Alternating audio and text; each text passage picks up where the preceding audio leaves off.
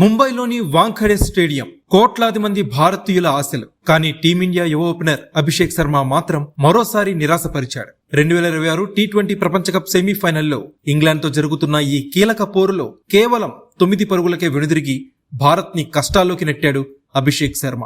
England captain Harry Brook వ్యూహాత్మకంగా 2వ ఓవర్లోనే విల్ జాక్స్ ని రంగంలోకి దించాడు. మొదటి 5 బంతుల్లో 2 4లు కొట్టి మంచి ఊపు మీద కనిపించిన అభిషేక్ 6వ బంతికి మాత్రం అన్వాంటెడ్ షాట్ ఆడి అనవసరంగా అవుట్ అయ్యాడనే అభిప్రాయం అభిమానుల్లో కలుగుతుంది.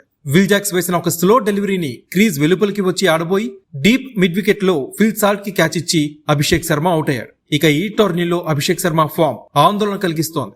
7 ఇన్నింగ్స్లలో కేవలం 89 పరుగులు చేశాడు. సగటు కేవలం 12 మాత్రమే. గ్రూప్ స్టేజ్ లో అమెరికా, పాకిస్తాన్ మరియు నెదర్లాండ్స్ పై డక్అవుట్ అవడం అభిషేక్ శర్మపై ఒత్తిడిని పెంచింది. జింబాబ్వేపై చేసిన 55 పరుగులు మినహాయిస్తే మిగతా అన్ని మ్యాచ్ల్లో కూడా అభిషేక్ పూర్తిగా విఫలమయ్యాడు. దీనిపై నెటిజన్లు సోషల్ మీడియా వేదికగా విరుచుకుపడుతున్నారు. అభిషేక్ తన అవకాశాల్ని చేజేతులా జార విరుచుకుంటున్నాడని కొందరంటుంటే మరికొందరేమో ఒకవేళ టీమిండియా ఫైనల్ కి చేరితే ఫైనల్ మ్యాచ్ లో అతన్ని తప్పించి రింకు సింగ్ ని జట్టులోకి తీసుకోవాలని డిమాండ్ చేస్తున్నారు. అయితే న్యూజిలాండ్ తో జరగబోయే ఫైనల్ కి భారత్ అర్హత సాధిస్తే అభిషేక్ శర్మ ఫామ్ మేనేజ్మెంట్ కి పెద్ద తలనొప్పిగా మారబోతుంది.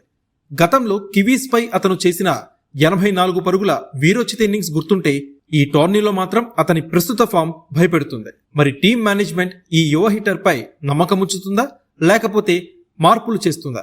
వేచి చూడాలి. మీ అభిప్రాయం ఏంటి? ఒకవేళ టీమిండియా ఫైనల్ కి చేరితే అభిషేక్ శర్మ ప్లేయింగ్ 11 లో ఉండాలా లేకపోతే అభిషేక్ స్థానంలో రింకు సింగ్ ని జట్టులోకి తీసుకోవాలా? మీ ఒపీనియన్ కామెంట్ సెక్షన్ లో పంచుకోండి. Subscribe to One India and never miss an update.